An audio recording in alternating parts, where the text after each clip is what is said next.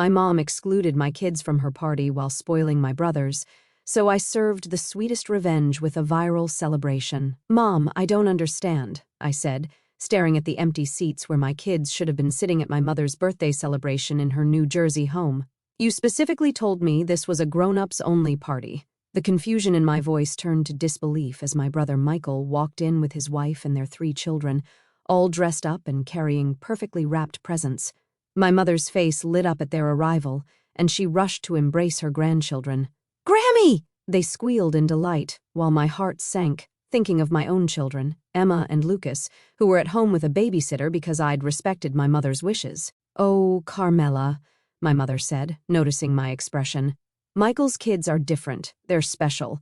I'm sure you understand." But I didn't understand, not at all. All my children, Emma, aged 8, and Lucas, aged 6, were just as special, just as worthy of celebrating with their grandmother. As a single mom, I'd spent the morning wiping away their tears, explaining why they couldn't come to Grammy's birthday party, promising we'd do something special another day. "They're not different," I said quietly, my voice steady despite the storm of emotions inside. "They're all your grandchildren." My brother smirked slightly, adjusting his designer tie. "Come on, sis. You know your kids can be a handful. This way, everyone can enjoy themselves." "A handful? Because Emma sometimes got overwhelmed in crowded spaces? Because Lucas preferred to express his enthusiasm through movement rather than sitting still?" These were the same qualities that made them uniquely wonderful. I stood up from the elegantly set dining room table, my untouched appetizer forgotten. The family photos on the walls seemed to mock me now. Carefully curated images were where Michael's family featured prominently, while my children appeared only in group shots, usually at the edges. "Where are you going?" my mother asked, already distracted by Michael's youngest showing her a drawing. "We haven't even had dinner yet." I picked up my purse, my mind already forming a plan. My kids deserved better than this, and suddenly I knew exactly how to give it to them. "I'm going to spend the evening with my children," I said, my voice clear and confident. "All of us should be where we're truly appreciated." As I walked out, I pulled out my phone and scrolled to a number I hadn't called in years. Sometimes the universe has a way of providing exactly what you need, exactly when you need it. The drive home through the quiet New Jersey streets gave me time to reflect on the years of subtle exclusion my children had faced. It had started small, my mother forgetting to invite them to Sunday brunches, planning family events during their nap times when they were toddlers, always finding reasons why Michael's kids were easier to accommodate. I'd made excuses for her behavior, always trying to shield Emma and Lucas from the pain of rejection. But maybe I'd been wrong. Maybe they needed to learn that when people don't appreciate you, you create your own joy elsewhere. As I pulled into our driveway, I looked again at the contact I'd found on my phone, Antonio DeMarco, Culinary Institute. Tony and I had gone to high school together, and he'd gone on to become one of New Jersey's most celebrated young chefs. His restaurant, Giardino, was always packed, and my kids had been begging to go there after seeing his cooking videos online. I dialed his number, hoping he'd remember me. The phone rang twice before a familiar voice answered. "Tony? It's Carmela Martinez from Ridgewood High." "Carmela? Oh my God, it's been forever. How are you?" The warmth in his voice brought tears to my eyes. "I'm okay. Listen, I have a strange request. Are you at the restaurant tonight?" I explained the situation, trying to keep my voice steady. Tony listened without interrupting, then said something that made me smile for the first time that evening. "Bring them over right now. I have the perfect idea." I walked into the house to find Emma and Lucas sitting with their babysitter, Jessica, attempting to play board games but clearly downhearted. Emma's long dark hair was pulled back in her special occasion braid. She'd done it herself, hoping until the last minute that Grammy would change her mind about the party. "Mom!" Lucas jumped up, his energy instantly returning. "You're back early. Did Grammy miss us?" The question broke my heart, but I wouldn't let them see my sadness. Instead, I grinned mysteriously. "How would you two like to go on an adventure?" Emma looked up cautiously. "What kind of adventure?" "Well," I said, pulling up one of Tony's cooking videos on my phone, "how would you like to meet this chef and maybe learn how to make something special in his kitchen?" Their eyes widened with excitement. "Really?" They gasped in unison. "Really?" Sometimes the best celebrations are the ones we create for ourselves. The lights of downtown Montclair twinkled as we pulled up to Giardino. The restaurant's warm glow spilled onto the sidewalk, and through the windows we could see the busy dining room filled with happy patrons. Emma clutched her notebook, the one where she wrote down recipes from cooking shows, while Lucas bounced excitedly beside her. "Are we really going to cook in a real restaurant?" Emma asked, her earlier disappointment forgotten in the face of this new adventure.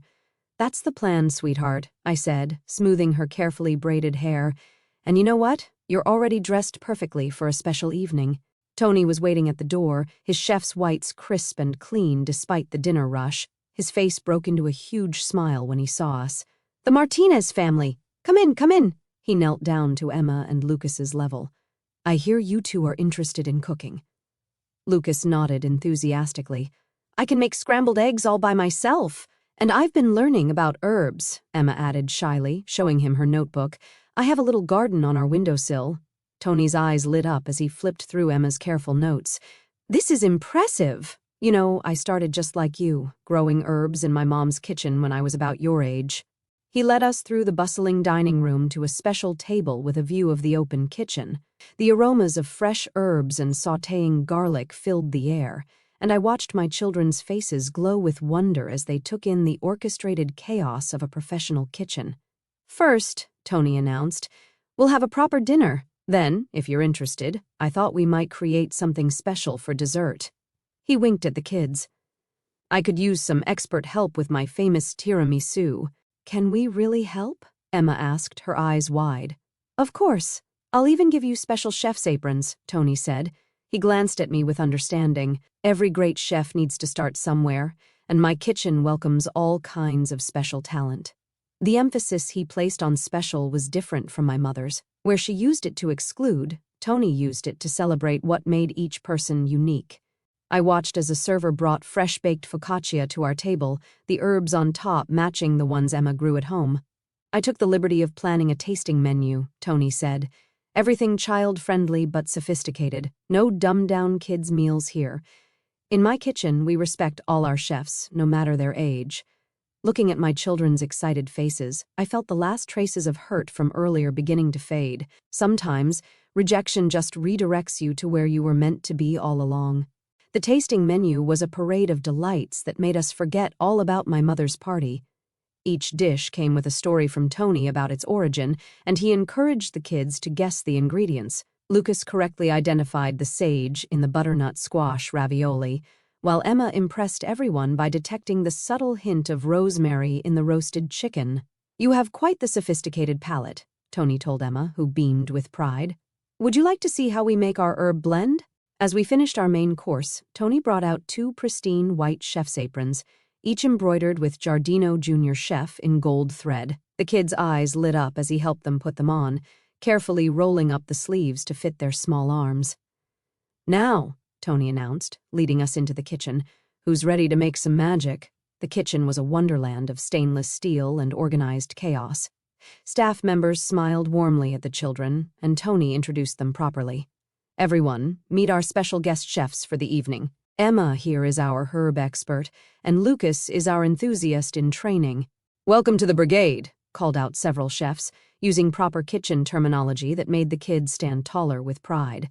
Tony set up a special station for them, with all ingredients measured and ready. "Safety first," he explained, showing them how to properly hold utensils and handle hot items. Emma took careful notes in her book, while Lucas watched with uncharacteristic focus. "First, we make the coffee mixture for soaking the lady fingers," Tony explained. "Lucas, would you like to help me count how many we need?" Lucas, who sometimes struggled to sit still in school, counted each cookie with perfect attention. 24, he announced proudly. "Exactly right," Tony said. "Emma, could you help me mix the mascarpone filling? The key is to fold it gently, just like how you handle those delicate herbs in your garden." I watched in amazement as my children worked together with none of their usual squabbling. Emma showed surprising patience helping her brother, and Lucas listened carefully to her suggestions. Tony had an intuitive way of playing to their strengths while gently supporting their challenges.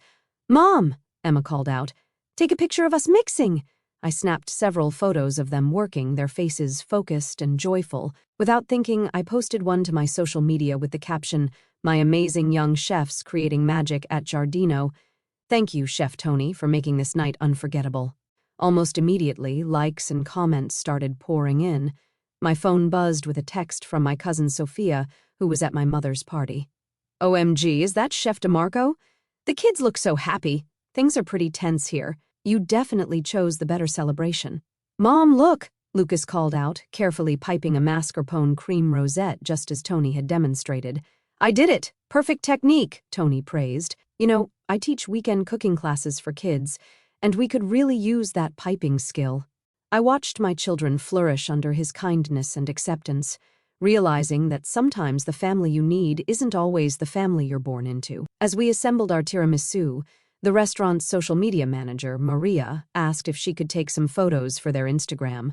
Emma and Lucas posed proudly with their creation, their Giardino Junior chef aprons dusted with cocoa powder, their smiles radiant with accomplishment. "Would it be okay if we shared these?" Maria asked, showing me the photos. "We're starting a new weekend cooking program for kids, and these capture exactly what we're trying to create, joy in the kitchen." I glanced at Tony, who was showing Lucas how to make the perfect chocolate garnish. "The program's something I've been wanting to do for a while," he explained, teaching kids who truly love food, regardless of their learning style or energy level. "Everyone belongs in the kitchen." The warmth in his voice made me think of all the times my mother had excluded my children because they didn't fit her idea of proper behavior. Here, Lucas's enthusiasm was channeled into creative energy, and Emma's quiet attention to detail was celebrated rather than labeled as being too serious.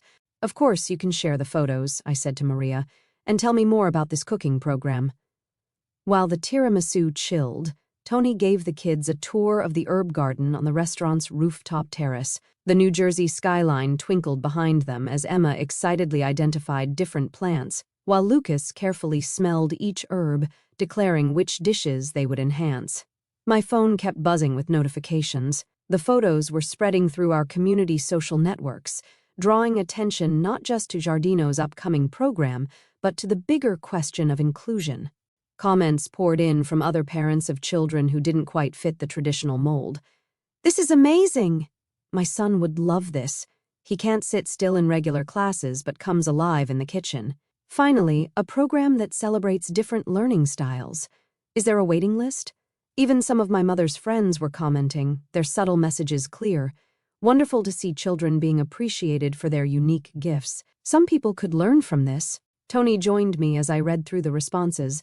"You know," he said thoughtfully, "I struggled in traditional settings as a kid. Cooking saved me.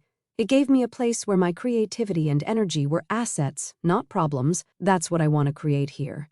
He watched as Emma patiently explained to Lucas the difference between oregano and thyme. "Your children are fantastic."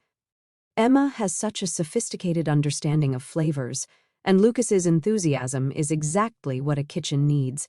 Would they be interested in being part of our first regular weekend class, not just as students? Emma could help mentor younger kids about herbs, and Lucas has a natural talent for demonstrating techniques. Before I could respond, my phone lit up with a call from Michael. I declined it, watching instead as my children flourished in this space that celebrated exactly who they were. Let him and my mother wonder why their perfect party was being overshadowed by photos of my handful kids creating culinary magic. Sometimes, the best revenge isn't about getting even, it's about finding your own path to shine. When we returned to the kitchen, our tiramisu had set perfectly. Tony showed the kids how to do the final decoration, teaching Emma the perfect dusting technique for the cocoa powder, while Lucas created chocolate curls for garnish. The entire kitchen staff gathered to admire their work. "These look professional," Tony declared, taking more photos. "Would you mind if we added these to our dessert menu? We could call them Emma and Lucas's Junior Chef Tiramisu, with a portion of the proceeds going to fund scholarships for our weekend cooking program." The kids' eyes widened with disbelief. "Our names on the real menu?" Emma whispered. "Absolutely," Tony smiled. "Every great chef deserves credit for their creations." My phone buzzed again, more messages from family members at my mother's party.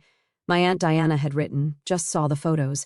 The kids look so happy and confident. Your mother is upset that everyone keeps talking about their cooking adventure instead of her party.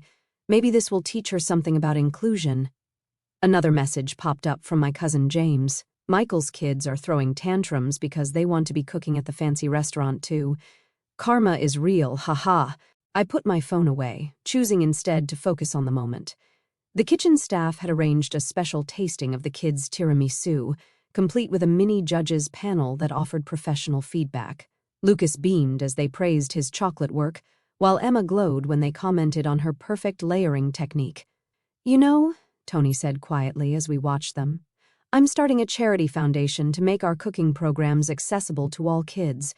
Would you and the children like to be on the advisory board? We need people who understand the importance of creating inclusive spaces." Before I could respond, Maria rushed over with her tablet. "The photos have gone viral in the local foodie community. Several restaurants are asking about starting similar inclusive programs, and look at the comments. Finally, someone recognizing that all children have gifts. This is what real family support looks like. Can't wait to bring my energetic son to these classes." The best comment came from Mrs. Peterson, my mother's oldest friend. "These children are absolutely precious and talented. Some grandmothers don't know what they're missing." Tony gathered everyone for a final photo. Emma and Lucas in their junior chef aprons, proudly holding their creations, surrounded by the supportive kitchen staff. It was everything a family photo should be: genuine smiles, natural poses, and pure joy. "Mom," Emma said, as Tony showed her how to properly wrap their tiramisu to take home, "can we do this every year instead of Grammy's party?" "Even better," Tony interjected with a wink. "How about every weekend? Our junior chef program runs Sunday mornings, perfect for a mother-child cooking tradition." Looking at my children's happy faces, I realized we'd found something far more valuable than inclusion in my mother's carefully curated family gatherings. We'd found our own tradition, our own community, and our own way to shine. The next morning, our kitchen filled with the aroma of fresh coffee, as Emma and Lucas proudly shared their tiramisu with Jessica, our regular babysitter. The joy of the previous evening still lingered, made even sweeter by the stream of supportive messages continuing to flood my social media. "Mrs. Martinez," Jessica said, savoring a bite, "this is amazing. I saw the photos last night. Everyone at my college is talking about Giardino's new kids program. They're saying it's going to change how restaurants think about children's cooking classes." My mother had left 3 voicemails and 5 text messages, all unopened. Instead, I focused on helping Emma plan her first herb workshop for the weekend program, while Lucas practiced his piping techniques with whipped cream on morning waffles. "Mom," Emma said thoughtfully, arranging her herb guide handouts, "I was sad about missing Grammy's party, but I think we found something better. This feels like we're making our own special thing." Lucas nodded vigorously, a dot of whipped cream on his nose. "Yeah, and Chef Tony says I can help teach the little kids how to count ingredients. He says my energy makes math more fun." The doorbell rang. It was Tony, dropping off their official junior chef jackets for the weekend program. "The first class is already full," he announced. Turns out, there are a lot of families looking for a place where their kids can just be themselves.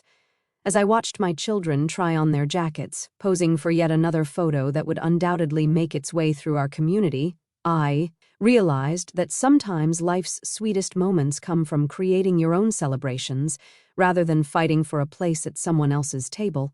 1 month later, Giardino's first official junior chef weekend program launched with Emma and Lucas helping to welcome 15 excited children. The local newspaper covered the event, featuring a photo of my children teaching others, Emma demonstrating her herb expertise while Lucas showed younger kids how to make chocolate decorations.